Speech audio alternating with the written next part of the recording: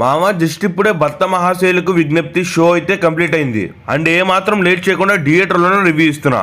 అయితే ఈ సినిమాతోటి రవితేజ గారు కంబ్యాక్ ఇచ్చారా లేదా, అలాగే ఈ సినిమాతోటి రవితేజ గారికి హిట్ పడిందా లేదా, ఇంతకీ ఈ పండక్కి చూసేలా ఉందా లేదా ఈ సినిమా అనే వాటి గురించి ఎటువంటి మొహమాటం లేకుండా అయితే మాట్లాడుకుందాం అండ్ జెన్యున్ రివ్యూను మాట్లాడుకుందాం. ఇక ఏ మాత్రం సోది లేకుండా రివ్యూ విషయానికి వెళ్ళే కంటే ముందు ఖచ్చితంగా ఇలాంటి రివ్యూలు ముందు తేడానికి మా టీం చాలా కష్టపడుతుంది. దీని నుంచి మేము ఎక్స్పెక్ట్ చేసేది ఒక్క లైక్ అండ్ ఒక్క హైప్ ఇస్తే చాలు. లైక్ కొట్టిన తర్వాత హైప్ అని ఒకటి వస్తుంది, ఆ హైప్ ఇచ్చేయండి. అలాగే ఛానల్ సబ్స్క్రైబ్ చేసుకోండి.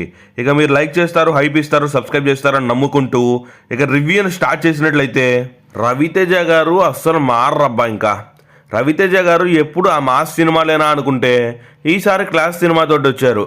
సరే క్లాస్ సినిమాతోటి వచ్చాడు ఈసారి అన్న సరే హిట్ కొడతారనుకుంటే అదే రొటీన్. అసలు ఆ రొటీన్ ఎందుకు పట్టుకున్నారో మరి.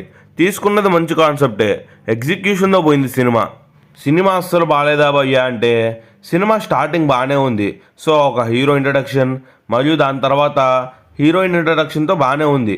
దాని తర్వాత సెకండ్ హీరోయిన్ వచ్చినప్పటి నుంచి సినిమా కొంచెం ఓవర్గా వెళ్తుంటుంది. సో 2-3 కామెడీ సీన్లు వర్కౌట్ అయ్యాయి, మరీ పెద్దగా వర్కౌట్ అయిందని చెప్పలేను కానీ ఓకే. ఫస్ట్ హాఫ్ మొత్తంలో ఒక 15 మినిట్స్ బాగుంది అంతే. సో మిగతాదంతా కూడా క్రింజ్ లాగా అనిపించింది నాకైతే. ఓవరాల్గా ఫస్ట్ హాఫ్ మొత్తం మీద ఒక 15 to 20 మినిట్స్ బాగుంటుంది అంతే. ఇక సెకండ్ హాఫ్ అన్నా బాగుంటే చాలరా బాబు అనుకుంటే సెకండ్ హాఫ్ అయితే మాత్రం కొంచెం స్టార్ట్ అయిన కాడి నుంచి బాగానే ఉంటుంది. సో ఒక 15 to 20 మినిట్స్ బాగుంటుంది. దాని తర్వాత మళ్ళీ సినిమా ఎట్టుపోతుందో సినిమాకే తెలీదు. అలా ఇంకా ప్రీ క్లైమాక్స్ వచ్చేలోపు సినిమా అయితే మాత్రం అస్సలు ఎక్కటం మానేసిద్ది. ఇక క్లైమాక్స్ అయితే ఏదో ఎమోషన్ పాయింట్, ఏదో మెసేజ్ ఇద్దామనుకున్నారు కానీ ఆ మెసేజ్ కూడా అస్సలు వర్కౌటే అవ్వలేదనిపించింది. ఓవరాల్గా సినిమాలో వచ్చేసి ఏదైనా వర్కౌట్ అయిందంటే అది కేవలం ఫస్ట్ హాఫ్ ఒక 15 to 20 minutes and second half వచ్చేసి కూడా సెకండ్ హాఫ్ స్టార్టింగ్ అయితే కొంచెం బాగుంటుంది ఇంట్రెస్టింగ్గా. ఆ రెండు అయితే మాత్రం మూవీ మొత్తం మీద ప్లస్ పాయింట్స్ అని చెప్పొచ్చు.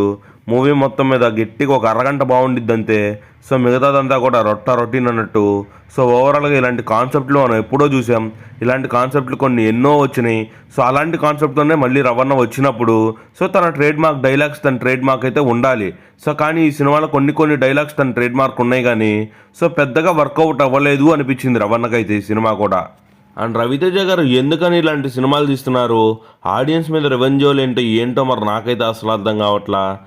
రవితేజ గారు మాత్రం ఇలాంటి స్క్రిప్ట్ సెలెక్షన్ చేసుకోకండి మీరు. ఇలాంటి స్క్రిప్ట్ సెలెక్షన్ చేసుకుంటే ఇంకా కష్టమే ఇటు మీద. సినిమా అయితే మాత్రం నాకైతే నచ్చలేదు గైస్.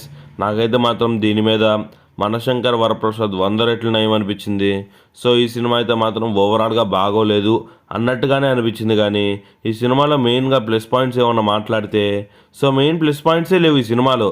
ప్లస్ పాయింట్స్ ఏమన్నా చెప్పాలంటే ఖచ్చితంగా అది ఏమన్నా ఉంది అంటే కొన్ని కామెడీ సీన్స్, అది కూడా ఒక్క ప్లస్ పాయింటే. ఆ ప్లస్ పాయింట్ లేకపోతే ఇంక సినిమా డైరెక్ట్ అస్సాం వెళ్ళిపోయేది. ఇక నెక్స్ట్ మూవీలో నెగటివ్స్ గురించి మాట్లాడితే సాంగ్స్ బాగాలేదు, స్టోరీ లైన్ బాగుంది కానీ ఎగ్జిక్యూషన్ బాగాలేదు, సినిమాలో బ్యాక్గ్రౌండ్ మ్యూజిక్ ఏం కొడుతున్నాడో తెలీదు. నెక్స్ట్ ఇక మూవీలో అన్ని నెగటివ్స్ చెప్పుకోవాలంటే మూవీ రన్ టైం అంతెందుకు పెట్టారో తెలీదు. మూవీ రన్ టైం తక్కువగానే ఉంటుంది కానీ మూవీ ఏందిరా బాబు ఎంత సాగదీశారన్న ఫీలింగ్ మాత్రం ఖచ్చితంగా వస్తుంది. ఈ విధంగా సినిమాలో ప్రతి ఒక్క నెగటివ్ ఉన్నట్లే ఉంది. సినిమా అయితే మాత్రం ఓవరాల్గా నాకైతే నచ్చలేదు. అండ్ మీరు మూవీ చూసినట్లయితే మీకు ఎలా అనిపించిందో కామెంట్ చేయండి.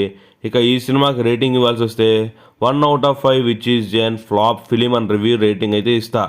ఇది ఓవరాల్గా మన రవితేజ గారు నటించినటువంటి భర్త మహాశైలకు విజ్ఞప్తి మూవీ రివ్యూ అయితే. మీరు మూవీ చూసినట్లయితే మీకు ఎలా అనిపించిందో కామెంట్ చేయండి. మళ్ళీ ఇంకో వీడియోతో కలుద్దాం.